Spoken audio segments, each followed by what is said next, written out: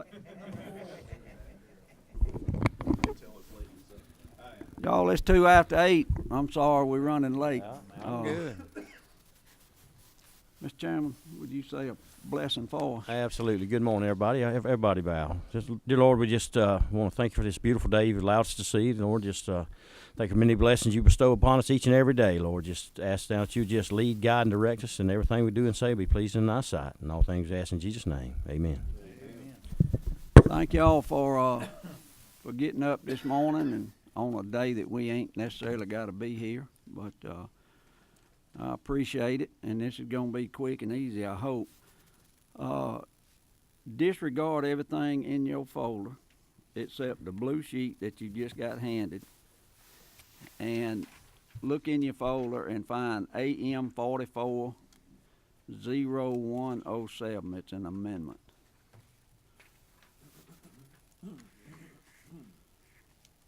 What's in your folder is a bunch of language about impaired dentist. They don't want to fool with that, so we're not even going to fool with 441234S.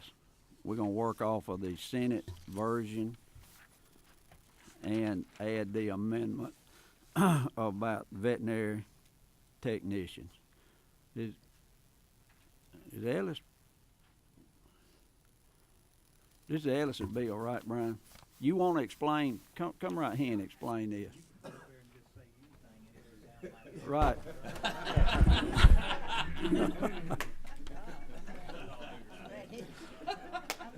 See if your mic's working. Good morning. Yeah.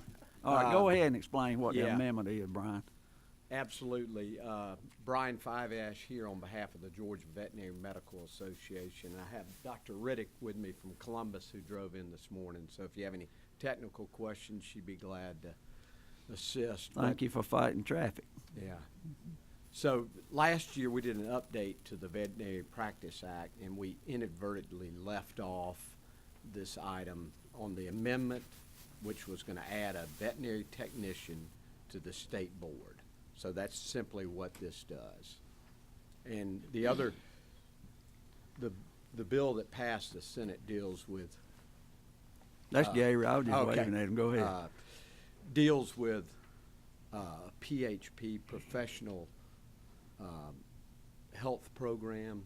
The legislature back in 2010 allowed for, if you had impaired doctors, they passed, if you were regulated by the Medical Composite Board, to create one of these professional health programs for if there was impaired physicians. Since we're not regulated by the veterinarians, are not regulated by the Medical Composite Board, this just allows us to create a PHP, and there's no cost to the state. This just to outsource this for veterinarians that have a impairment. And one of the questions I got a while ago from a committee member was why is the Secretary of State involved in it? And it's because the veterinarian board is under the Secretary of State. That's right? correct. That's correct. And if Representative Perkle had done a good job last year. No, I think it's we're the blame. All the choir says amen. All right, does anybody have any questions for Brian about what we're trying to do?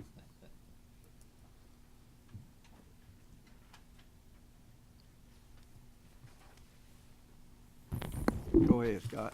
Thank you. It could be for Brian or anybody that might know.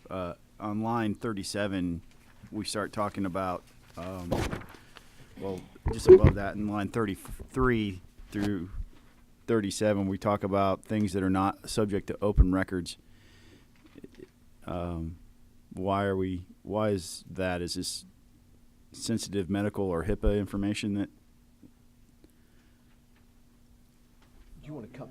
Yeah, and I think it's just to protect that veterinarian who goes and voluntarily puts themselves in this program. And I think Dr. Riddick, you maybe can add. Sure. Yes, thank you for having me. Carrie Riddick from Columbus, Georgia. Welcome. Thank you. So we definitely want our veterinarians to be protected. Right now, if a veterinarian is impaired, has an illness, a substance abuse, The only obligation they have, or the only option they have, is to self-report to the state board. And that risks license, just credibility, professional credibility. And so keeping these records closed will allow the situation, the problem to be maintained between the professional health program and the veterinarian themselves. But if they do not follow the program, if they do not show that they're improving on the program, then the professional health personnel will report to the state board, and it becomes a state board issue. It just won't be released as far as, I guess, what they were doing or whatnot. The state board will handle it. I see that, and I see that as valuable. The question I would have would be some of that would fall into that category of protecting the dentist. So things like interviews, statements, maybe even memoranda that are specific to those types of personnel. But when we start talking about reports, if a report would be, I would think more along the lines of a gathering of data across the board, maybe not in an identifying manner, but a report saying, okay, these are how many dentists we're serving, or this is the efficacy of this program, research into how effective the program is, those types of things. So when we start talking about reports, because it's not defined in the bill, what would be included in that type of report? When we initially met with the PHP program, they had their own statistics reporting efficacy of the program, how many professionals they've been able to, help and remedy versus the percentage that that were not successful. Is there any personally identifying information in a report like that? Not to my knowledge. Okay. Scott, you just said dentist about 3 times. Dentist? I said dentist. Well, it's pretty early in the morning on an off day, Mr. Chairman. My bad. I was reading the amendment. Okay, all right. Does anybody else have any questions? All right, I think what we're gonna have to do is amend the blue bill with 0107, and then pass it out as a committee sub just to make it clean and not all this amended stuff. Is that right, Paul? Yes, sir. And then you can fix it? Yes. Okay.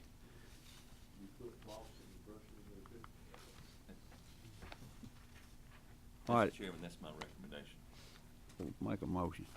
Well, that's my motion. Okay.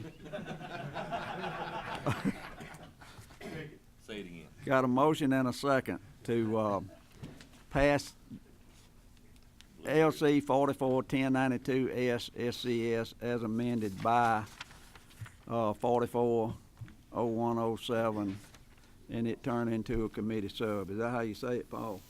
That'll do, Chairman, yes. Okay. All right, got a motion and a second. All in favor say aye. Aye. Opposed, no. All right, thank y'all. At the risk of, this may or may not be our last meeting, I don't know, probably may not be. But the commissioner got up early enough to get here and fight traffic. Gary, you wanna make any comments about anything that we have done or not done this year? Brian, thank y'all. Dr. Reddick, thank you for getting up and coming up here.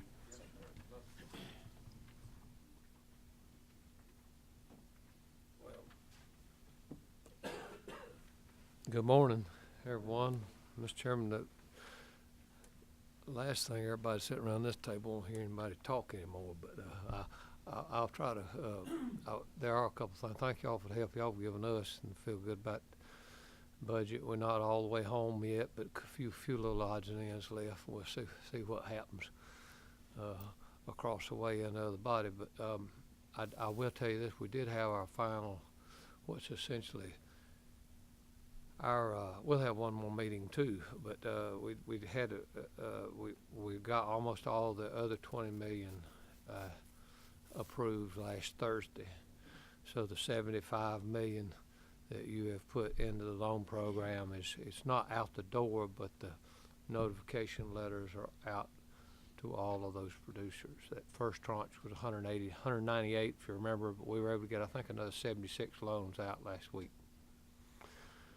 So thank you for what you've done to touch the lives of those folks. It's been real good, and we'll keep on plugging. I got word yesterday maybe there will be a vote in the Senate March 27th up in Washington about the federal part of this. We are lastly really encouraged. We had some good with all of the trade stuff. The things with China last year and the tariffs. One thing USDA put forth was $200 million in agriculture trade promotion funds that were to be used with commodities that were most affected by the tariffs. And farmers also got payments. They got direct payments like we didn't fare too well. Soybean folks up in the Midwest got $1.68 a bushel, and you got a grand total of 6 cents, 3 cents at a time, right? A little deal, and corn got 1 cent per bushel, but then pecan and other kind of things got nothing. But they pitched us over into that ag trade promotion. So we had to follow breadcrumbs carefully laid out and follow the rainbow to get to the pot of gold, and that's having to go through the swamp, and that's taken a long time. It took all fall, and it took up to the day before yesterday to another meeting. We feel real good about some pecan trade promotion money coming to come on top of what y'all funded for us to advance the international stuff with Georgia Grown. That's gonna fit perfect. We think there's at least a couple $100,000 this year where we'll be able to do some work in Taiwan, Indonesia, specifically for pecans. So that's just the last couple of days, some things that have been happening. We really appreciate y'all. Appreciate getting a chance to work, and we got a good team, and y'all keep us equipped. We'll keep working. Got a couple of flashing buttons. I don't know if they want to ask you something, or do you mind? No. Who's for? Dominic? Thank you, Mr. Chairman. Commissioner Black, you're always very kind to start off by telling us thank you for what we do, but I just wanted to say thank you and your staff for all of your hard work, not just, and I know Chairman Watson mentioned this earlier about how hard y'all worked in this disaster relief for Southwest Georgia, and too on the commercial hemp industry, because we come up here and have a lot of what we believe are good ideas, but it usually equates to a tremendous amount of work for you and your staff, and working with us to help pass good policy for agriculture. And I just, since this may be our last meeting, I just want to tell you how much we appreciate you on and off the clock, which you're very seldom off the clock. Just thank you for being patient with us and helping us through this process. Yes, sir. Thank you. Thank you, Mr. Chairman. This is not meant to be as a love fest, but I did want to say, and I have said it before, since we're on camera, and I wanted to say it for the record, to the camera, thank you, and GDA, for what y'all did with the program, being good stewards of the money that we have appropriated for disaster relief, and I think y'all have been good stewards, and that's what we desire to do, and I think y'all did that effectively for the farmers in Southwest Georgia. My dad was at a little convenience store slash breakfast location back home, the only one of 3 stores in town, and there was a young farmer, he's 26 years old, and he said, tell whoever you can, thank you. I don't farm this year without that assistance. There's no doubt in my mind I could not farm this year without the assistance. He's a young farmer, and those are the ones that most of the farmers in my area got a lot of gray in their head, and so anyway, for being good stewards, starting this program, and doing it effectively and efficiently to assist the most vibrant part of our economy that is took a gut punch. I'd just like to publicly say, on behalf of all those guys and gals down there, the men and women that do the farming that have suffered immensely through this hurricane and disaster relief, thank you. Yes, sir. Thank you. Thank you, sir. Mr. What- Chairman, can I Yeah, close with yeah. this too, because it struck me. I hope we can be as quick, and I really appreciate getting work with, of course, Chuck Williams and I've been, we didn't quite grow up together, but we've sure known, we've grown up together in our whole career, and now we get to do this together too. But they really had their hands full with the cleanup money, because that's kind of a bear to figure out. We're still working on that, but the notifications, all those 1,600 people that applied for that $20 million, that everybody's going to get a little something on that. I think we set a 30,000 cap, and the notifications have gone out to all of those applicants. We are ready to write those checks, but it's going to be based upon a Georgia Forestry Commission completed application and approved plan. So that's going to be like going back over every one of them and going over the receipts and making sure 200, and if my number remember right, is 219, give or take, of those were pecan only. So they're not timber, they're pecan. We have engaged the help and got to get them trained, but we challenge the Young Farmers Association and the Young Farmer Ag teachers to step up and help the Forestry Commission get those applications confirmed, because they'll know the people in those counties, and hopefully we can get enough of those teachers to say, yeah, I'll take my county, and seemed like it was 11 applications in Decatur County. Mitchell County had the most, seemed like it was 41. But if we can get a young farmer teacher to go do that, take that burden off Chuck, and just, make sure, then they're going to sign off on it. And as quick as we get those things back, then we'll write those checks. Thomas and his team they're poised to do that. Thank you so much. Got one, Emery, you got a, Mr. Commissioner, let me ask a question. Thank you again for everything you do, and I mean that, but could you give a follow-up? We had a little discussion about 6 weeks ago on the poultry lab. Yeah. Remember the design engineering problem that we had? Yes. And I know they supposedly went out of business, but this was a pretty large architectural company. Is that something that we're going to hold them responsible for some of the cost for this $4.5 million? Or Yes. could you elaborate on that? Yes, sir, Representative Donahue. We've had great progress since our discovery.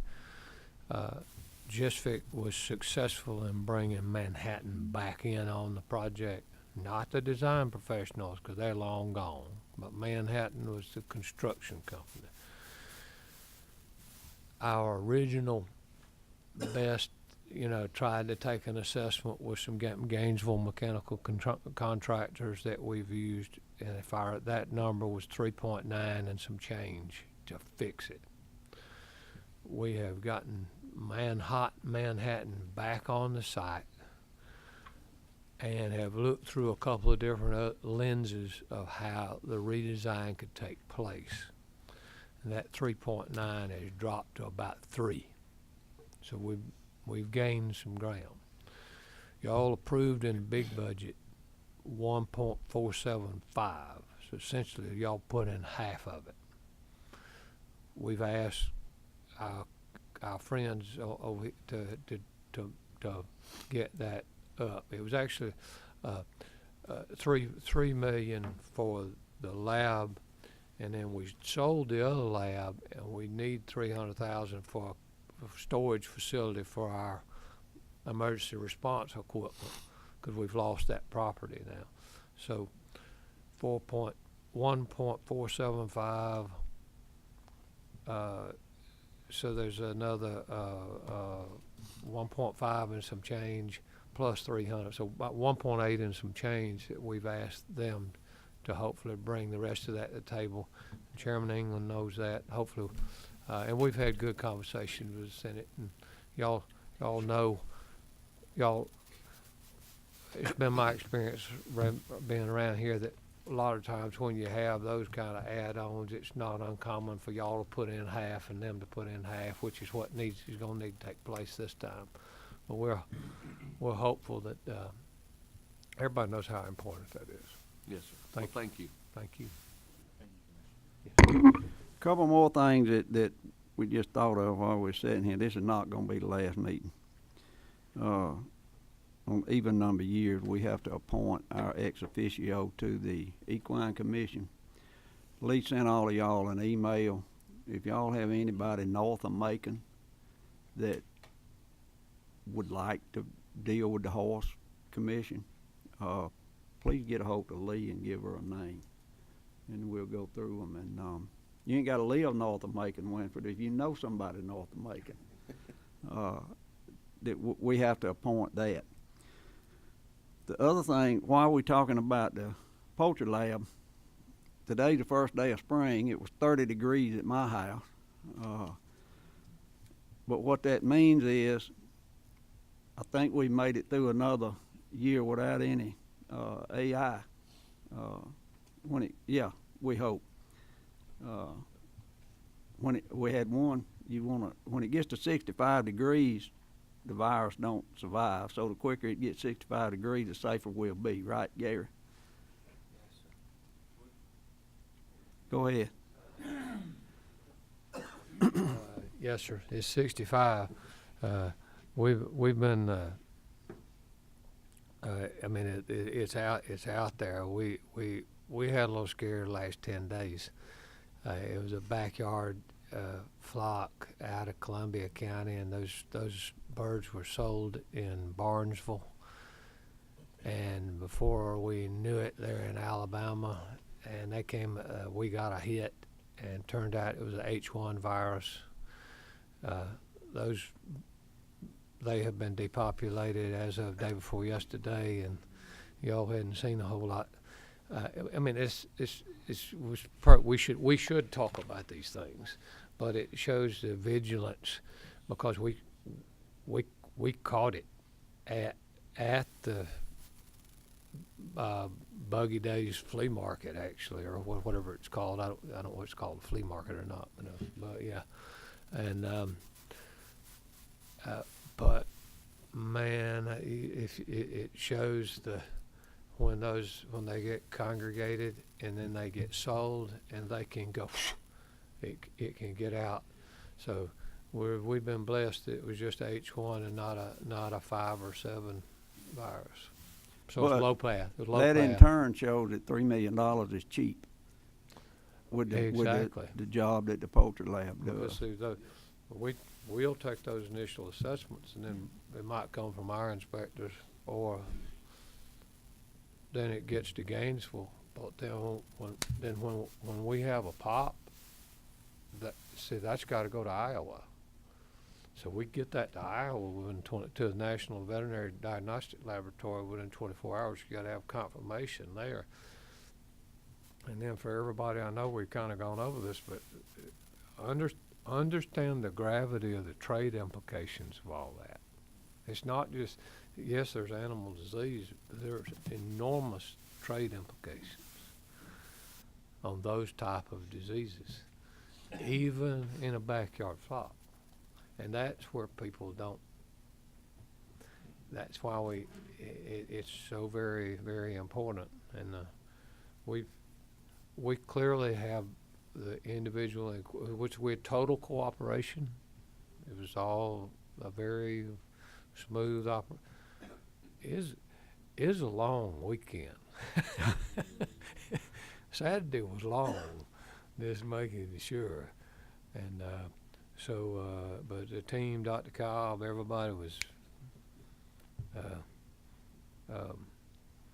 when it's the investments we've made in not just the structural investments in the lab and everything, but the investments we've made in training the last 4 years are paying off. And see, a lot of that's it's not a lot of money. That's a lot of time, which time is money. But our team is where they're in a really good situation where they can respond to this. But you're right. Let's get to 65 degrees. We get to 65 degrees, we won't be having these discussions till next time. Y'all have heard me say it before. Be glad you live in the state of Georgia because they are so far ahead of USDA on this type response till it makes USDA look like they're in kindergarten. So one more thing, we have a celebrity among us this morning. The celebrity is Robert, but the one that did the work is Cindy. So Robert Dickey was named Dickey Farms, and Cindy was named Farmer of the Year yesterday at the Flavor of Georgia. Congratulations.